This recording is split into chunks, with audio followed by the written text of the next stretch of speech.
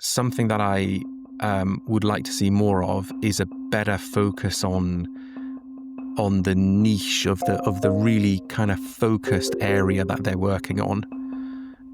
Some kinds startups will come along and they're pitching that they're in this huge market, huge, great, big, already established market, and it's really, really difficult. But what I'm looking for is something that's a bit obscure now, but it'll become really, really obvious later on. I'm Brandon Reed, and you're listening to Ready, Set, Startup, a podcast that brings you industry-tested perspectives from leaders working in all areas of the startup lifecycle, so you can learn from the wisdom that they've gained over years in their fields of expertise and apply it in your own entrepreneurial journeys. Let's get into it. On today's show, I'm talking with Matthew Stafford, VC, angel investor, and co-founder of the global entrepreneurship network 9 Others. I have all kinds of guests who come on the show and share their stories.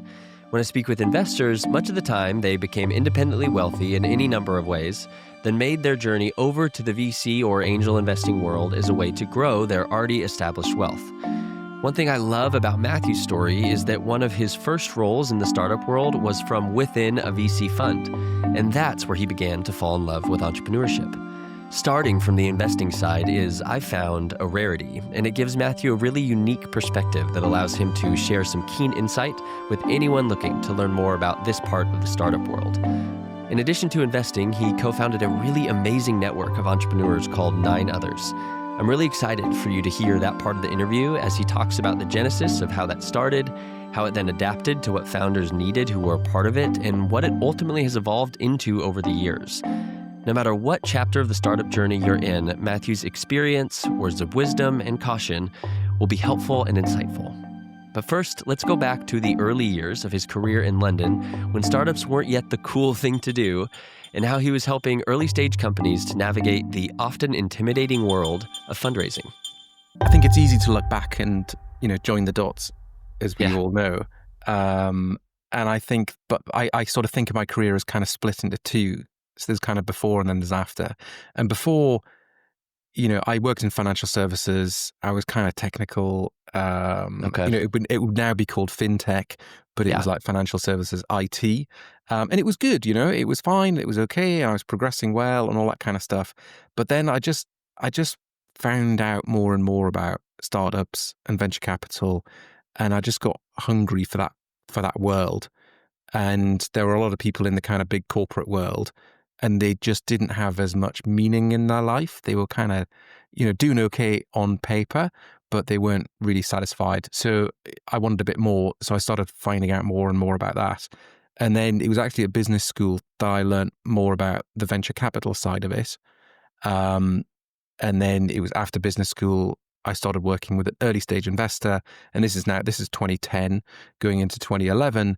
And it was just brilliant. I mean, it was the best job I've ever had. I was with them for 4 years. It was absolutely fantastic. So yeah, kind of since then, it's been all consuming. I absolutely love it. However, thinking back, I was always kind of hustling around, making extra money at school. And I had a t-shirt company when I was 22. Okay. And then I kind of got distracted by the corporate world and, good salary, good business cards, good job title, that kind of stuff. And I think I got distracted for a few years, but then got myself back on course. But through the investing side, the second time around, you're saying? But through the investing side at that point, right? So So I hadn't started a startup. I studied computer science undergraduate. And when I was there, Facebook launched, Twitter launched. So I was kind of aware of these small companies going from nothing to something and kind of, interested in finding out more, but I didn't have, an idea. And I was in London and not many people were starting companies. So I wasn't going to dive all in and go in on a startup right then. And I did computer science undergraduate, but I was under no illusion that I wasn't the best software engineer in the world. I understood it and that was fine. And that was the whole reason for doing it. But there wasn't something that I wanted to go all in on. Yeah. And then at business school discovered the investing side of it. Okay, and that awesome. were these small companies that I'd never heard of. Yeah. And they invest in a bunch of these companies. And, most of them might not work out, but if you put a bit of money in and you give them a lot of help, it can be life-changing for the founders, for the team, for the investors. Yeah, for sure. It's been really interesting. I've started attending some like pitch days and things in kind of the local startup community here in Central Florida where I am. And one thing I've found that's just been so neat is just to, I don't know, this is like self-explanatory. It's obvious, I guess, but it's that it's just been neat to see that, oh my gosh, these people are out there solving like so many cool problems. There's so many problems out in the world. And as you see these pitches, you're like, wow, didn't even know that was an issue. And then the way they frame it up, you're like, geez, that's a real issue. And it's so cool that like you are asking for a little bit of money to go and take a bite off of this real big, hairy problem. And that's cool. And it really neat from the investor side of the table to say, and I can enable that to happen. Yeah, and I think what appealed to me was just kind of having that kind of broad view over lots and lots of different companies and trying to connect with them and trying to connect them with each other and, helping some at one time and then some at another time and just having that kind of visibility across a lot of them rather than being super focused on one. So I wanted to dig into a little bit of kind of just an investing overview of what your kind of approach is and how you go about this, and then we'll dig into some more specifics later. But to stay kind of broad, are there any are there any specific kind of companies that you like to invest in that you are involved with? Or are you more broad? Are you like industry wide, like or sector wide, like the tech sector? Or are you like healthcare in particular? How do you go about that? I mean, I've done a broad range, so I'm not sector specific, pretty Okay. agnostic on that. But it's got to be things I can understand and things that I might be able to help. Mm-hmm. Mm-hmm. I really want to try and help these people if I can, and I've got to be able to understand it. So it's got to be simple enough to understand. Typically, they're kind of late seed tech or tech-enabled companies. But I mean, we might get into it as well, but I kind of really try to understand the founder and like where they're coming from. And it's more important to understand, for me anyway, to understand what makes the founder tick. So I spend a lot of time doing that. And then as for what business they happen to be doing, I think if you can simplify it, then that's where I like to get to. I don't want anything too complicated. It's got to be simplified down. Often, there's a product, there are customers, money needs to exchange hands. Right. I really like to get down to those simple kind of things. If anything is incredibly complex, I don't know, I'm sort of thinking medical research, medical Sure. devices, that kind of stuff. Mm-hmm. I know that I couldn't diligence that kind of company, Right. and I wouldn't be able to understand anyone else's. So I would kind of steer clear of that kind of stuff. That makes sense. And let me actually I did a poor job of bridging the gap here between you got involved early with someone that was investing in these companies, kind of your eyes open to, this VC world and people are funding these startups to go solve these problems. And then now here you're doing it yourself. Talk me through the connection between that early process and then where you are today. What happened? Where are you today? What are you doing today? Actually walk me through that. I want to take a step back. Yeah, I mean, that's taken a few steps so to get there. So I started working for this early stage investor in 2010, and I was with them for about 4 years, and it was fantastic. I'd gone from working in these big companies where there were thousands of people Right. to a small investment company. How There big were was that fund? there were 4 partners. Okay. There was a part-time member of staff, and there was me, and that was it. And the 4 partners had made a bit of money, and they knew each other from before, and they'd come together and they did bits of investing together. They had a small fund at one point, but they kind Were of you did. doing due diligence or what was your role there? Well, my role there, so half the time the company was doing, fundraisers, investing, non-exec roles, that kind of stuff. And then what I was brought on to do, which was kind of like half the company, but most of my work, was essentially investment readiness training. So this is 2010, 2011 in London.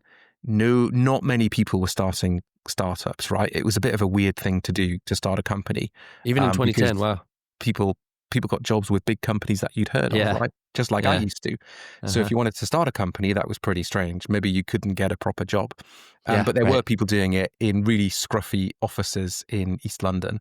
Okay. So the London government essentially recognized this and thought, right, if we can train these people to understand a bit more about the finance that they might need, and kind of stir that pot in London, then they will start companies, they will grow companies, they'll get investment, it'll create jobs, it'll create wealth, all that kind of stuff.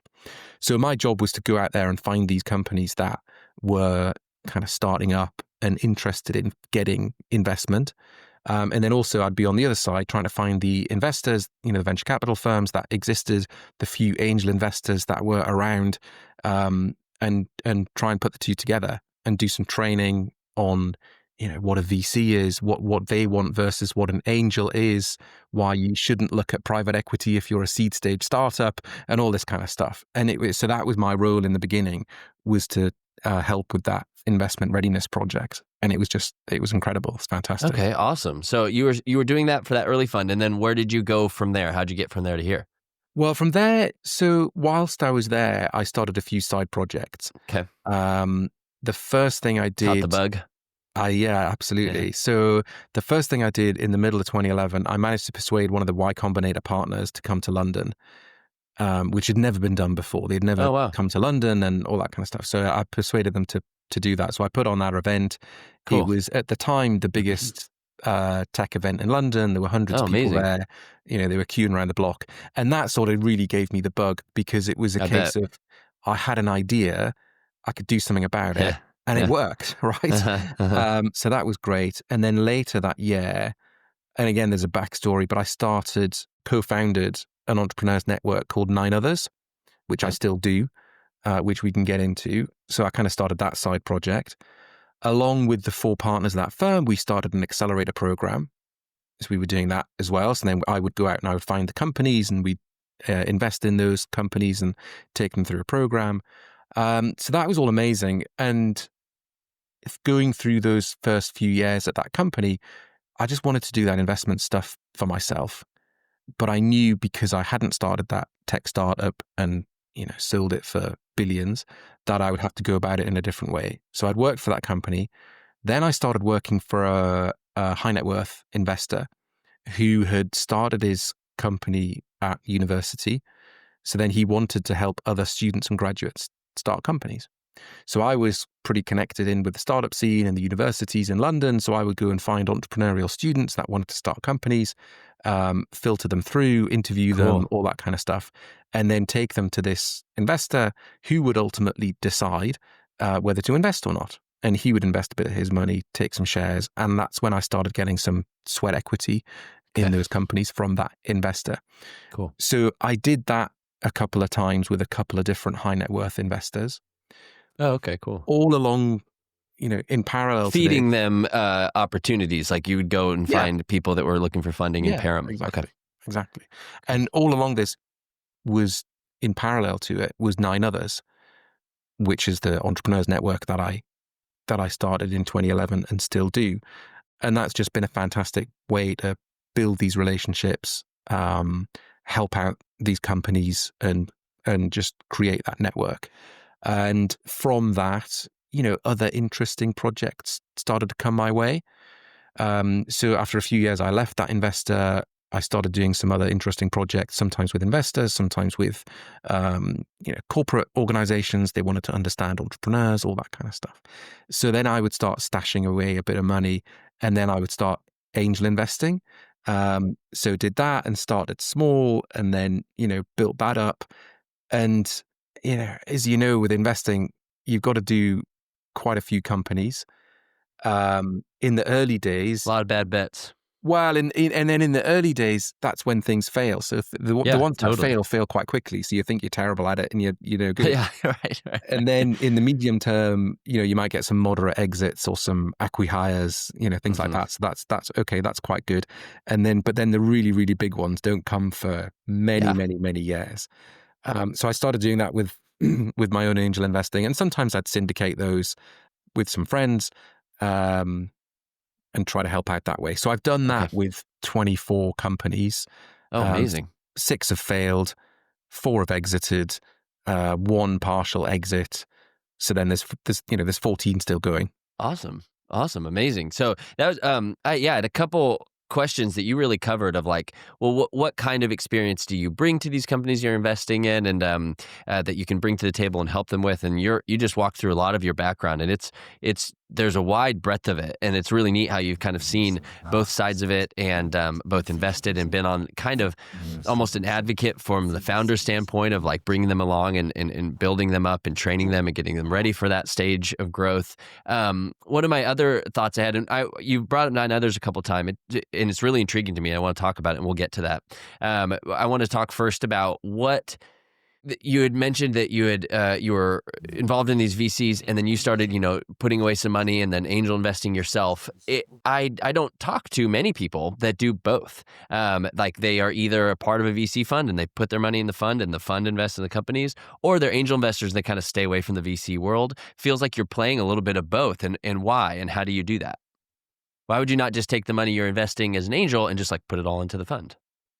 Oh, because I want to decide for myself. And by Then the why time would you not just be an angel investor? That's like the crux of what I'm getting at. Okay, so I from who I've talked to, and this is a very limited set of experience, it's like you have a set of money, you either invest it in a fund and say, you guys go invest it, and it's more hands-off, or the people that want to be more hands-on, just like you said, of like, no, I care about these companies. I want to choose for myself. I want to invest both, with my wisdom and expertise and my money, and then they're angels, and they stay away from the VC side, but you're kind of doing both. Why would you cross over? well, the angels and me as an angel, I'm investing in those high growth potential startup companies, which are the same kinds of companies that the VCs invest in. But I guess the difference is, I'm seeing it deal by deal. So I've got the network, I've got access to some interesting opportunities. I want to decide for myself which ones I invest in and which ones I don't. And if you take your money and you park it in a fund, then you don't get that say. You give it to the fund, and you're letting the fund manage your money, which is fine for some people because they want to, because they're off doing other things. But I was really, really intrigued, and I loved spending time with these founders, and hopefully I was able to help them occasionally, or just keep out the way. And yeah, I could invest some of my money into the ones I really, really liked. Yeah, that makes sense. Yeah, I've seen people who are higher net worth who have money in a fund and they run across a company that they feel has potential. They'll point them to the fund and say, hey, you need to talk because like we should be investing in you, versus someone saying where you are a more full-time investor, you're more involved, and you would say, hey, I'd love to talk to you more about me personally coming on as an angel. And like you're doing both, which is interesting. What kinds of companies should be looking at raising professional money, either angel or VCs specifically? What companies should be looking at that versus what companies shouldn't, and maybe something more like debt financing or cash flowing and trying to grow more bootstrap? What advice do you have for, as you see all of the different stories coming to the table, who do you point in which direction? Yeah, it's tough because venture capital and startups, it's very popular. It's become very trendy. It's nothing like it was 15 years ago when I started. And it's great, right? The more of it, the better. But that does mean more companies are looking for VC that maybe shouldn't. And they've got to understand the dynamics of the venture capital business model, essentially. And where some people get caught up is they think they need some financing to grow. And that's fine. That might come from your friends, your family, your early backers. But for it to be a, true venture capital investment opportunity, it has to have the potential to be a massive, outsized return. And in the economics, the kind of business model of the fund that a lot of founders don't understand is if, for argument's sake, imagine you have a $50 million fund, right? And that $50 million fund invests in seed deals, and they invest, $500K. Each of those $500K investments, that fund has to think that each of those $500K investments can return the entire fund. Totally. So they're not just looking for, a 10x or a 15x. They're looking for 100 plus X, 1,000x. They really, really want each of those investments to have the potential to completely blow it out the water. Yeah. And those types of businesses are quite few and far between. Yeah, totally. And there are lots of startups starting up that can start with something. They can get a product out there. They can get some customers. They can get some cash coming in, they can get some revenue coming in. And sure, they might need a bit of a start from some angels. And some business angels, if they're a startup founder's own network or former colleagues or, friends that want to do some investing, those sorts of people may be very, very happy, and rightly so, with, a 5, 10 or 15x return. And that's perfect because that can get the company up and running, and then they can get some cash flows in and they can grow it that Those way. people also aren't spreading out their money over 20 other businesses and hoping that somebody pays off all the bets that don't work. Yeah, exactly right. Because the VC fund with its, 50 million is going to invest in dozens of companies. Lose a lot of that money. And most of them will fail. Yeah, interesting. I want to talk a little bit about that process of, so it's a perfect segue into kind of finding that 20, 50, 100x company. When you're evaluating startups, and then you even specifically mentioned founders, what is that criteria you are looking for when you're investing, or when you're looking to invest and you're getting pitched? What are those key elements that you're paying attention to? The crux of the question is, what do founders that get funded do differently from founders that don't? I mean, it's so hard. It's the hardest thing. And that's why I try to understand people and understand what makes them tick, because, what might be a real tick in the box for one person might be a massive red flag for someone else, because there's all these different personality traits, all these different markers. And for one person, it might be a terrible thing, but for somebody else, that exact same thing could be the thing that makes all the difference. However, I think there are some common things that I try to look for. And in people, that's grit, because it does get hard. You are going to have to put the work in. It is absolutely inevitable that if you do a startup company and you want it to be big and you've got that ambition, it's definitely going to get hard. It's inevitable that it's going to get hard. So you have to have the right kind of grit and attitude and work ethic to want to push through that and to push through that. As a founder, are you communicating that through saying, here's other things that I've endured and succeeded in? Yeah. Yeah. Because I look at some, and I remember passing on some opportunities a while back, and it was just a case of, again, it's like nothing wrong necessarily with the people, and they may go on to be successful. But in my view, they just had it all a bit too easy, and everything had kind of gone really, really well every single time. And hey, maybe it'll carry on doing that well, but I just didn't feel comfortable with it. Sure. Whereas there are other people who, there are other people which is why I want to get to know the person and understand their history, because then you can see what challenges they've had and how they've behaved and performed under pressure. Yeah, for sure. And I mean, grit is one of those things that is definitely, I don't know, it's very tangible in its application. Like, you can see when grit comes into play and when it doesn't, and when people have it, when they don't. But it is intangible in the pitch process, right? Like, they're saying, like, they're not going up there like, here's my grit slide, and here's how, like, so how are you finding that? You say, like, I look for that. And then I kind of tried to clarify with, do you just look for previous situations? But when you get pitched, you go back, you talk to, maybe let's talk even from it could be either VC or an angel standpoint, but like you go away and you evaluate that. How are you recalculating your mind? Like, do they have that piece, which I'm imagining is a big part? Do they have that grit I'm looking for? What are those things you're looking to find in somebody? I mean, it doesn't have to be, a terrible, terrible upbringing or a really harsh childhood. Right. But it has to be something where they've overcome challenges.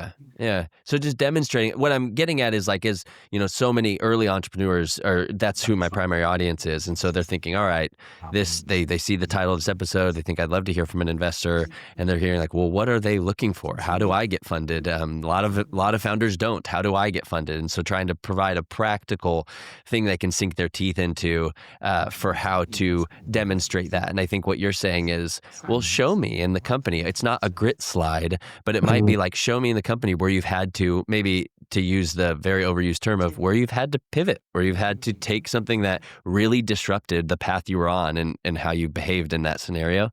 I mean, I can try and give some examples, but it could be just like coming up against the regular challenges of business, right? Sure. So where I'm investing, it's sort of late seed stage.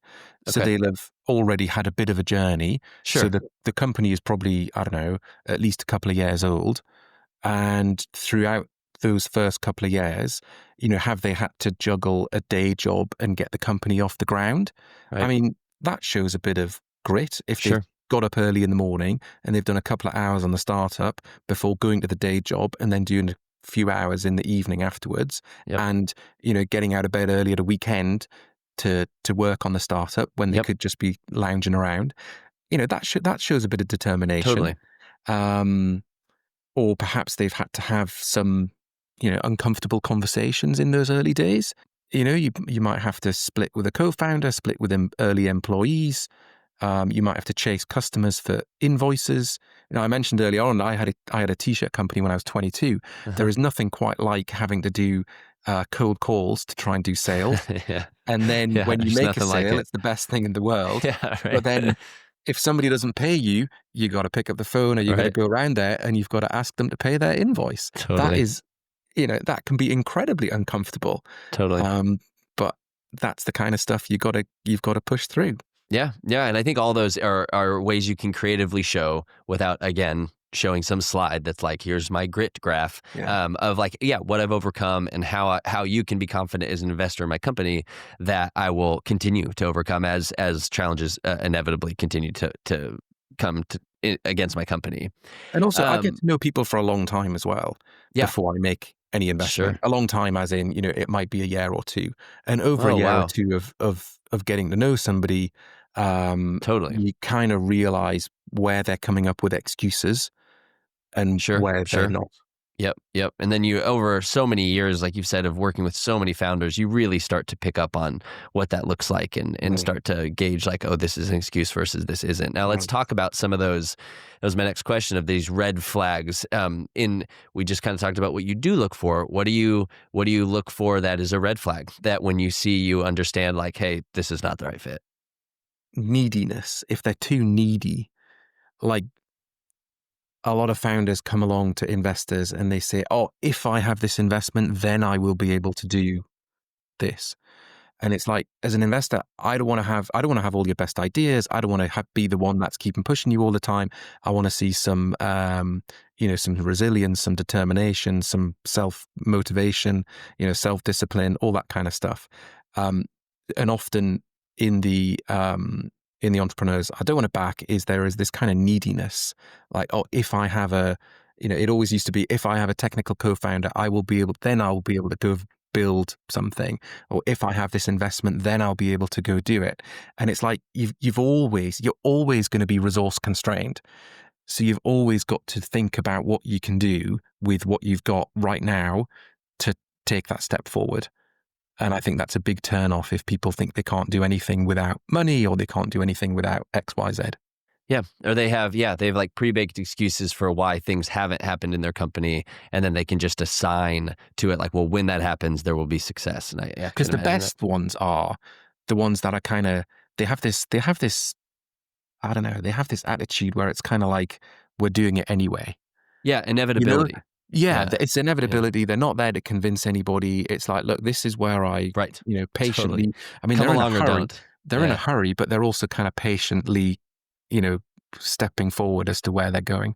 Totally. Totally. Those are the people you really can, believe in and get behind as like, okay, listen, I think this is happening with or without us. So like we Yeah. should get on board. Yeah, Yeah. with or without you energy. Yeah, yeah, for sure. So let's talk a little bit about being in that room and getting pitched to you. You've had so much of that experience. I'd love to hear some perspective from you on maybe some of the more common mistakes that you see. Let's start with that side of things. Common mistakes that people are making when they're pitching, maybe misassumptions or things they're doing incorrectly that you see consistently. So trying to tell too much of the story, like trying to Mhm. get across too much Like information. of the background of the company. Just everything. Like a lot of these Yeah. pitches, Over and communicating. no matter how much time the founder might have on the call or at the meeting, they try to talk as fast as possible to get as Yeah. much as possible into the 2 minutes, 5 minutes, 10 minutes, whatever it is. Uh-huh. And simplicity wins because, Mm-hmm. investors maybe aren't the brightest in the world. So when you're pitching them, we don't remember everything. Sure. So, the objective is not to tell the whole story and get everything out there. The objective is for the founder to get across, maybe it's only one or two key things that makes the investor interested enough to follow up or to Yeah. go to that next step. So simplicity, and subtracting things away. It's in the edit that the best things are left behind. So that is a little bit about what founders tend to over communicate. What's an area that founders tend to under focus on that you wish that they would tell you more about? Well, I'm looking for massive outliers, and they are in the beginning probably pretty obscure and doing something a bit strange. And something that I would like to see more of is a better focus on the niche of the really kind of focused area that they're working on. Some kinds startups will come along and they're pitching that they're in this huge market, huge, great, big, already established market, and it's really, really difficult. But what I'm looking for is something that's a bit obscure now, but it'll become really, really obvious later on. Yeah, and so you're saying that people tend to not, maybe they're focusing on the wrong thing there. They're like, oh, look how much opportunity is. Look, there is. It's this huge market. And you're like, that's not exactly what I'm wanting to hear. I'm wanting to hear that you're finding something new, doing something different. Finding something new, doing something different, and that they're super, super focused on, exactly which market segment they're going after. Yeah, that makes sense. And then you can grow from there. If you dominate that, you can grow from there. And the examples that are kind of, people will be familiar with, like Facebook started in Harvard, right? Mm-hmm. But they got to, thousands of people in a matter of days. And if they'd stayed there, that wouldn't be that interesting. But they could grow that by going to other universities. Uh-huh. Yeah, for sure. No, that makes sense. They didn't say we're in the multi-billion-dollar social networking or advertising space. They were super focused on getting students on the campuses to sign up. Yep, that makes sense. So let's talk a little bit about, I have so many other questions about the actual room that's being pitched in and what you're thinking through and how you're evaluating founders. But for the sake of time, let's move to, let's say you've made an investment, you decided that the company has all the right green flags, few enough red flags, and you've decided to move forward with them. What are some of those milestones that you're looking for after you've invested for a company to achieve, and by when, like when you're expecting profitability, et cetera? Well, in the interest of simplicity and keeping it simple for me, what I really like is if a founder has real focus on, one or maybe two key metrics that really, really matter. And one of those might be revenue. One of those might be, the number of users, number of customers, or it might be something else. But they'll be super focused on that one thing that's going to drive the whole business. And they'll have a plan in the pitch, and in getting to know them, they'll say, okay, we want to get to X by this date. Yeah. So you just got to try and keep them focused on that metric, and keep focused on over delivering on their plan. Because they'll not hit it. They'll not hit it precisely.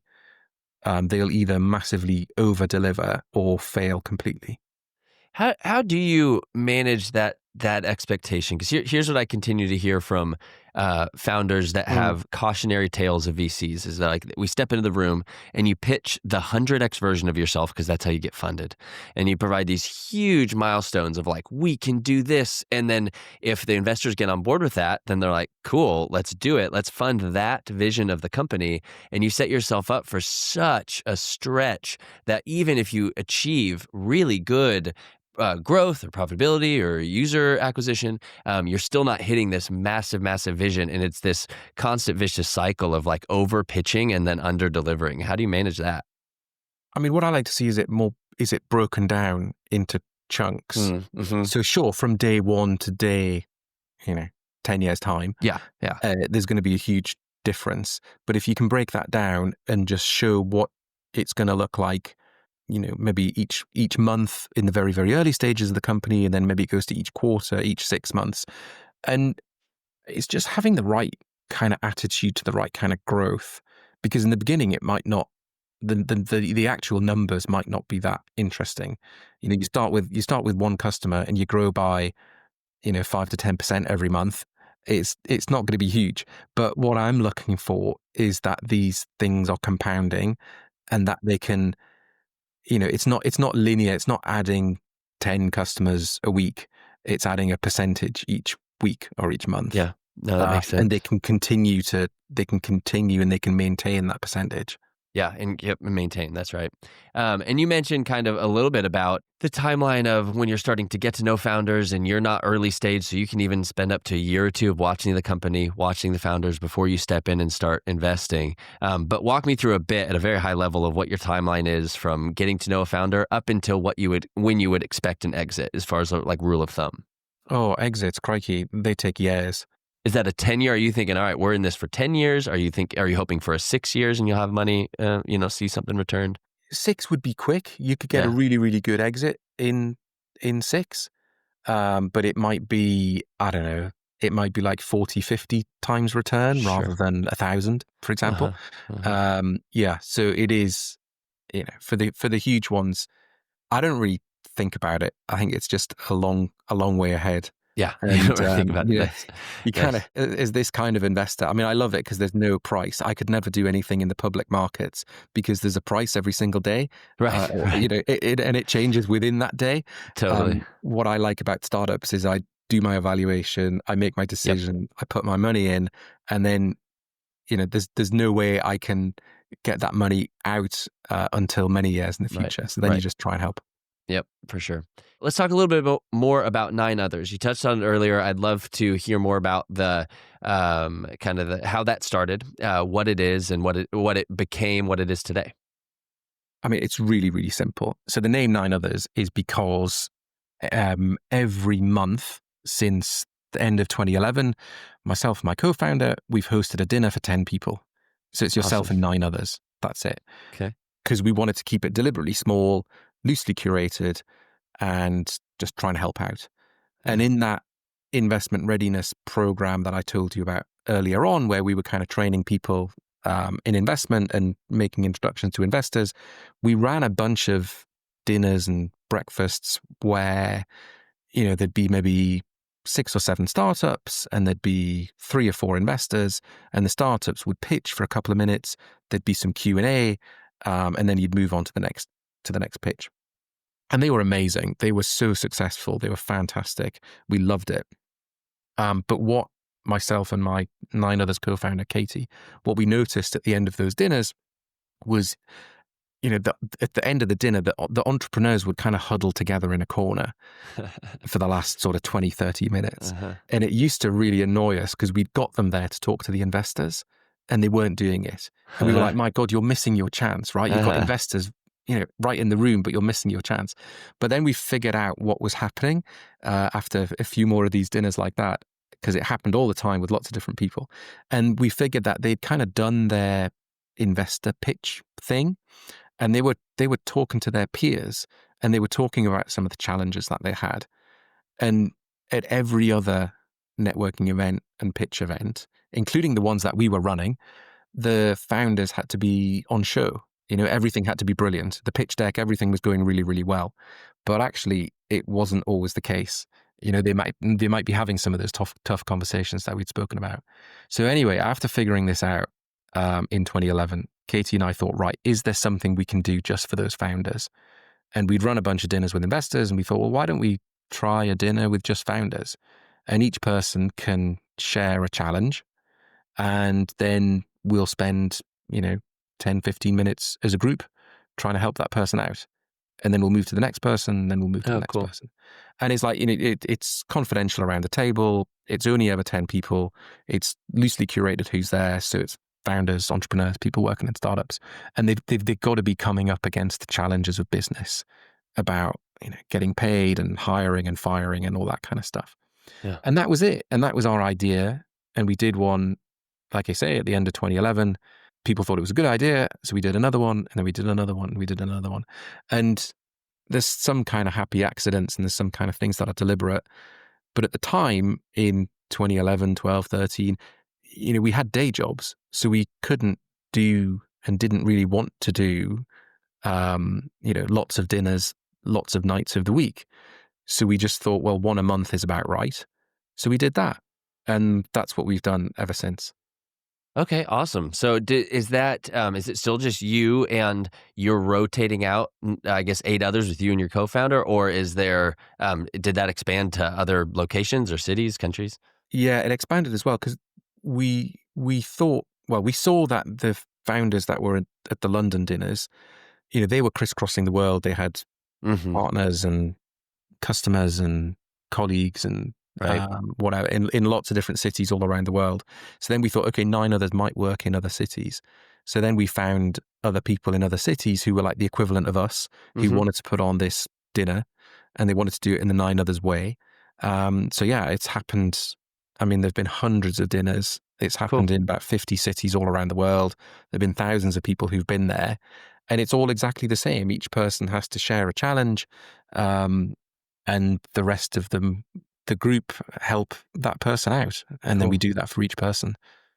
That's awesome. Is it like a publicly like if that's interesting to people and sounds like some that anybody listening wants to get involved in, can they and how do they? Yeah, definitely. I mean, if it's happening in a city where they are, then of course they can go along. And some of these cities are a bit pop up, and some of them have been going for many, many years, quite regularly. So yeah, get involved. If it's not there and it's kind of the kind of thing that you want to host, then yeah, get in touch with me, and I would love to have that happen. Is there a site with more information? Yeah, they can look at 9others.com. Nine They can others. email Okay. me, Matthew at 9others.com, the number 9, and Okay. then others.com. And look, the more of this sort of stuff, the better. The more dinners, the Yeah. more networking, Yeah. the more helping each other, the better.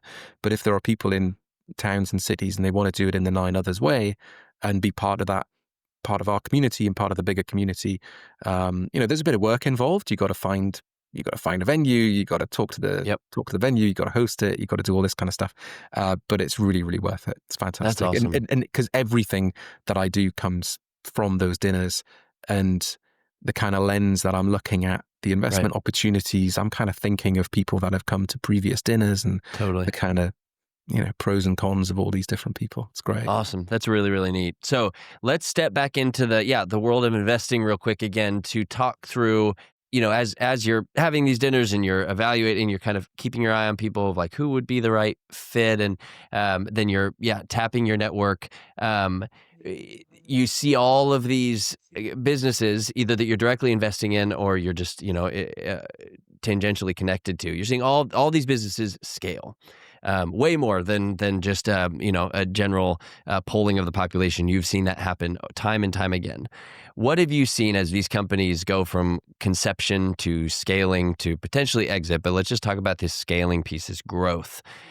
What's a word of caution you can provide for founders who are in that phase, who have maybe some product market fit, maybe some customers, they have a product, and they need to grow? And that's a lot of times when they're looking for funding.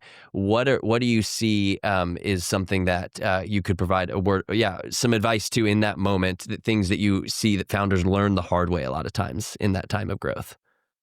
They've got to keep the focus. And I think that's the main thing that I see going wrong.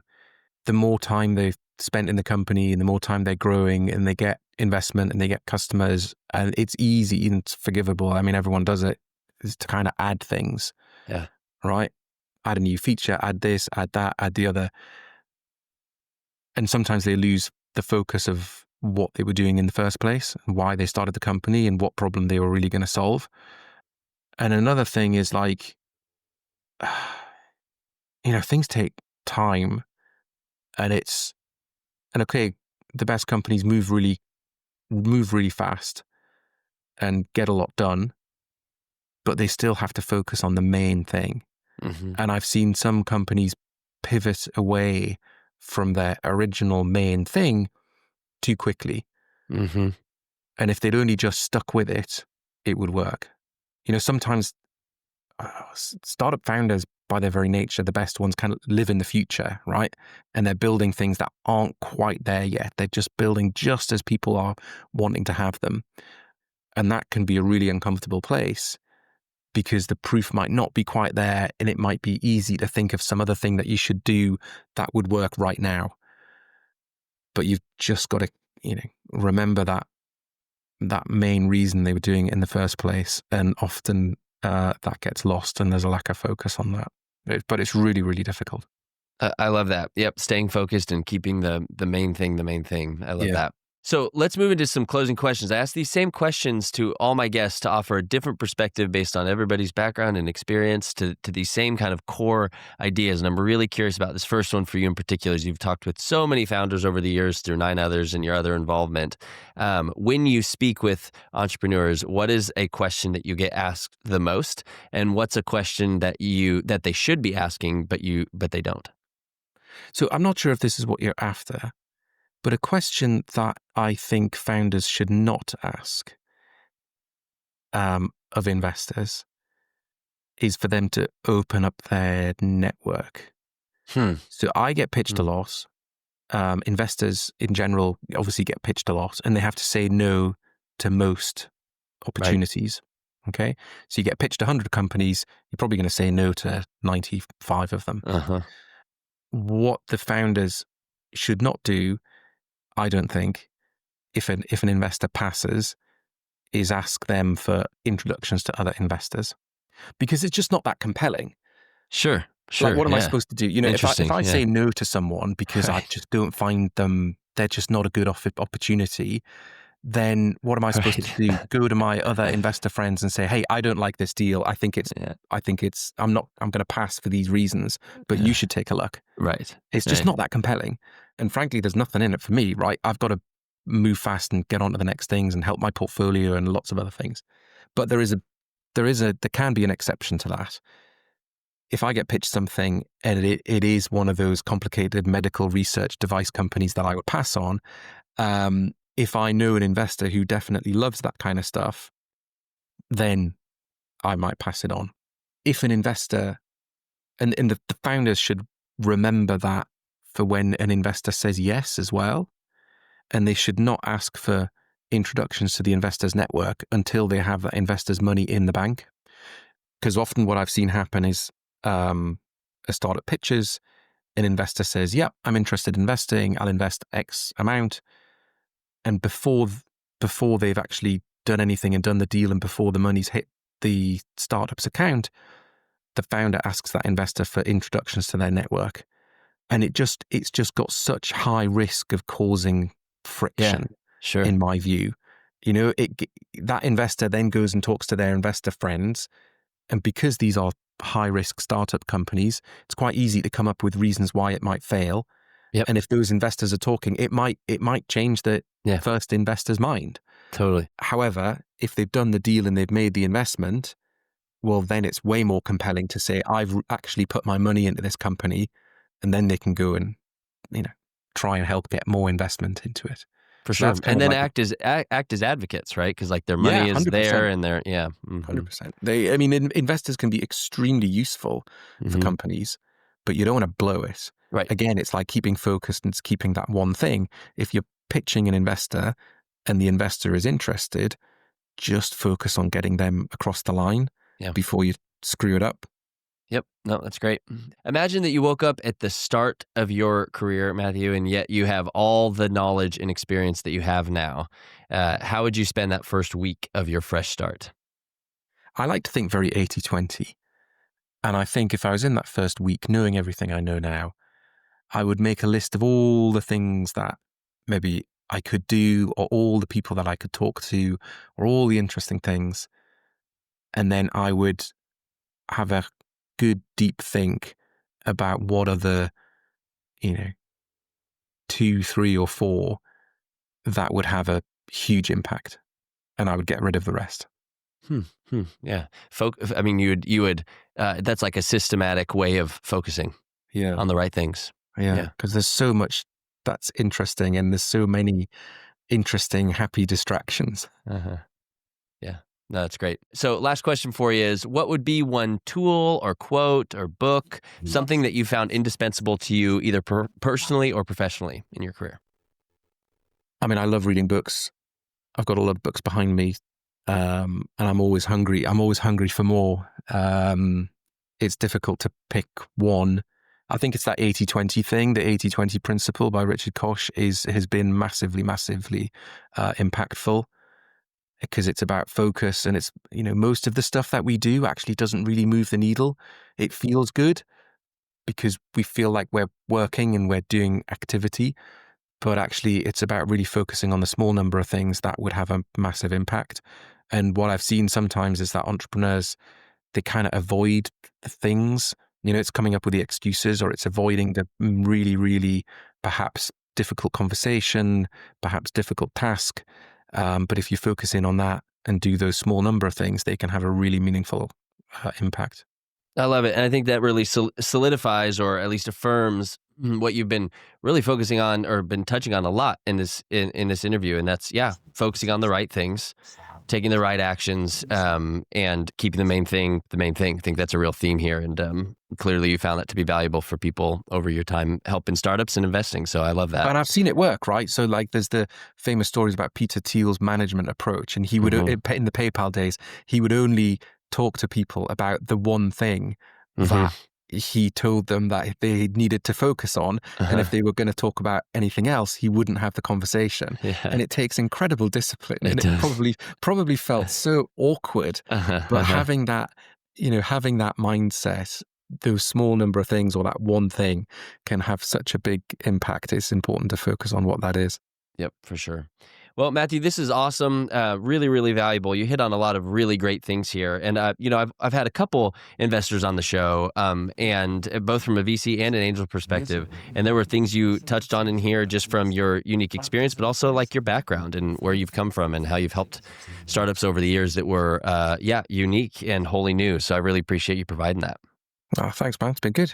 Awesome, man. Well, you take care. Thanks again for your time today. Thank you. If you guys enjoyed the show, leaving a review is the best way to help others find it, second only to sharing it directly with your friends and family. Thanks so much for helping get the word out.